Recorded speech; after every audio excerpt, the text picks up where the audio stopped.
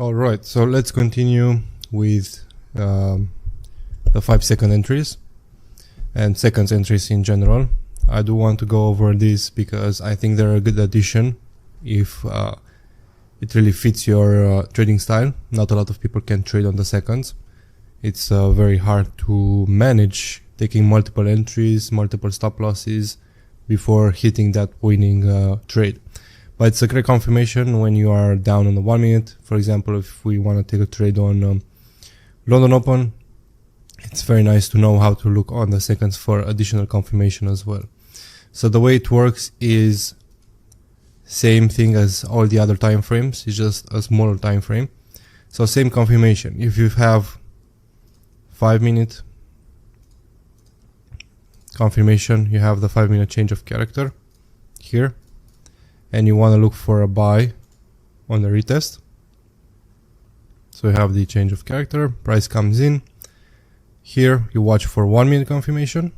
So that would look like, let's do something like this. So that would look like something like this on the 1 minute, right?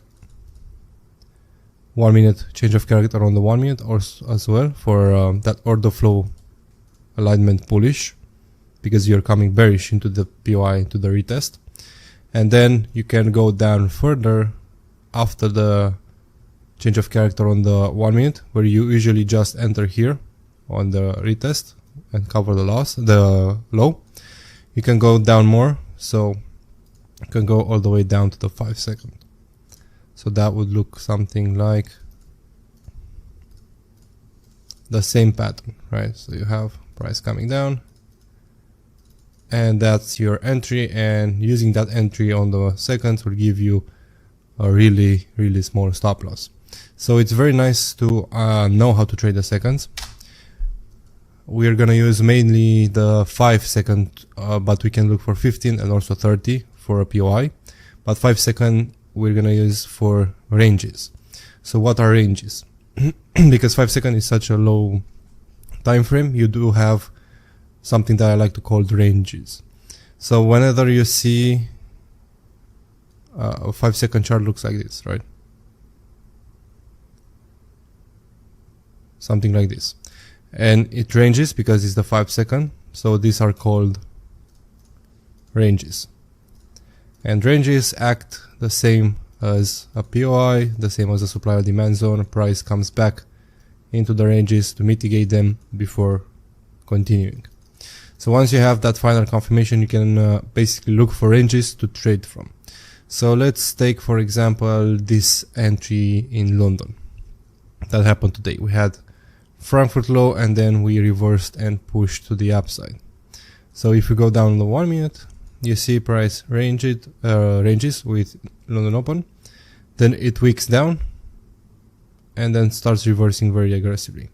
So let's say you would enter here on the 1 minute based on what we discussed. That would have been a good entry.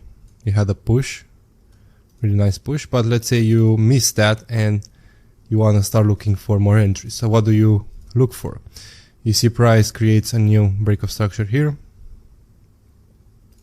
and then you look where this imbalance, take an entry, right? And now because price is moving and it's getting ready to move, you see how fast it moved, it's getting ready to move. For you not to lose the entry, you need to go down the time frame. So if I go down on the 5 second, or let's start from 30 seconds. And also something that's gonna help you a lot is we go to indicators and we search for no gap scanners. This one. So we add that.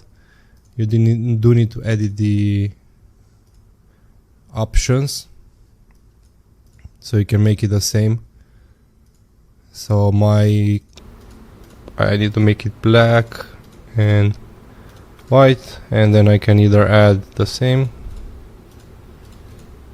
right? Those are the wicks. So the wicks we're gonna make white, and that we're gonna make like this, or we can just make it the white. I think that's how I have it. Yeah. So make it like that. That way you could see price way more clean on the 5-second time frame. We are on the 30 seconds. You see how better it looks now. 30 seconds, wick down, and then started to reverse. Let's go down to 50 seconds, 15. You see 15 here. It's just normal price action. Here you see you have the change of character on the 15 seconds. So you made the change of character, price retested the range, which is this one, and that would have been the entry. Could have used a 1.5 pip stop loss. Now let's go down further, 5 seconds. 5 second is the one that I like to use because you basically see everything. You truly see everything, so there's no need to look for any additional confirmation. If you have the 5 second, you can see everything that needs to be retested. Here in this case, on the 5 second, we had this range, we had this imbalance that was left from the 1 minute, and then you see you have the range here, and then you have some more imbalance. But let's just take the entry, because we want to look at the entry. Let's look first here. So here on the 5 second, you see price coming down and then starts building up. You don't have any confirmation. Here, what do you have? You have 5 second change of character, and you have this range. That's the one that created the change of character that you can select, and then you can enter based on that. Now, what do you want to see? Let's say you missed that. You want to look for the next push up. So you want to look for the next break of structure, which is there. Then you want to see what created that break of structure. You look for a range. So a range can be 2 candles, 3 candles, 4 or 5 candles on the 5 second. I like to select 2 areas on the 5 seconds, so the flip zone and 1 down. Same concepts. In this case, we had this nice flip zone as a range, and then we also had the imbalance where price came after. But I will just enter based here. You can either wait for a 5 second change of character for additional confirmation. So you take the low here, and then it takes the high. That's a valid change of character here. And then you select the new range again, which is this one. Price comes into it. You enter. I don't really recommend going for like 0.5. You can go for like 2 pips minimum. I usually just use 2 pips minimum when I enter on the 5 seconds. And then target whatever you want, right? Doesn't matter. And see price plays around, comes back down, and then continues. And from here you can start playing more ranges, but price just pushed very, very aggressively. So there was no more re-entry. But let's look for other examples. We do have 5 second entries. Basically, whenever there is a 1 minute entry, there is also a 5 second entry. So that happens all the time. When you have a 1 minute entry, you also have a 5 second entry. Alright, so let's find another nice entry setup on Euro.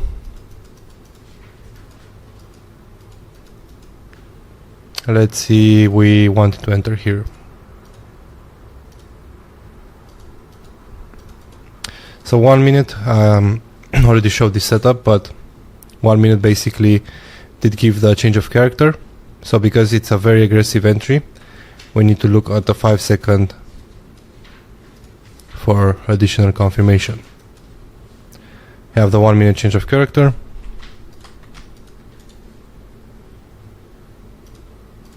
Right there. And then 5 second. If we go down the 5 second, you can start playing ranges. So let's say you're not really paying attention, you missed the entry, and you wanna look for additional entries on the 5 seconds. So you have the 1 minute change of character. You see here it happened. So you have a couple of ranges on the 5 second. You have this one right here, and then you have another one here, and then down here you don't really have any range. The same rules apply. So when you select a range, you usually want to see some liquidity being taken. Even if it's on the 5 second, you want to see a fake reaction or anything like that. Here in this case, you had this area acted as liquidity. Price then had a nice reaction, a small reaction, and this is why it's important. On the 5 second, you can wait for a 5 second change of character, just so you can be more safe when you get into the entry. So here it reacted, price came down again into the POI, and then reacted very, very fast to the upside. Here it didn't have a 5 second confirmation, price just started going up, but you can start looking after the next break of structure. So here you have the next break of structure, and what are you waiting for? You're waiting for a new range to form. So you have this new range here, and then you have here also, you see? So here you can also wait for confirmation because price came in bearish. You wait for the change of character, and then again you enter after that. So you enter basically here, and then you can use a 2 pip stop loss and target, and you target U1 basically. So you can go after the higher time frame targets, and you're gonna have a way better risk reward.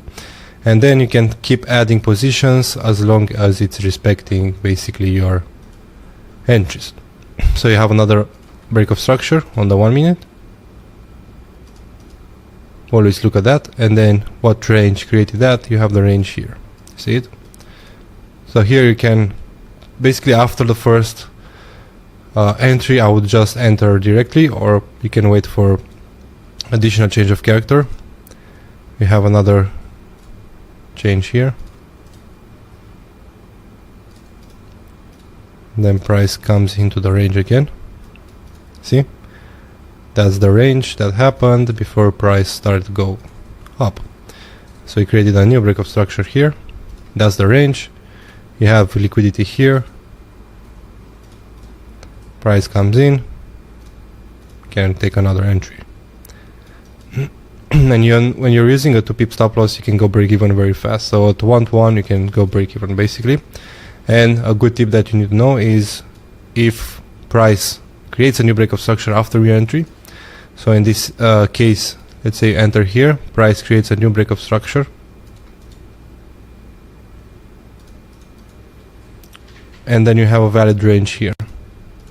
So what can happen is price can return back here before continuing to the upside. So you can either wait for the next break of structure, or you can just cover the low and or leave the stop loss intact.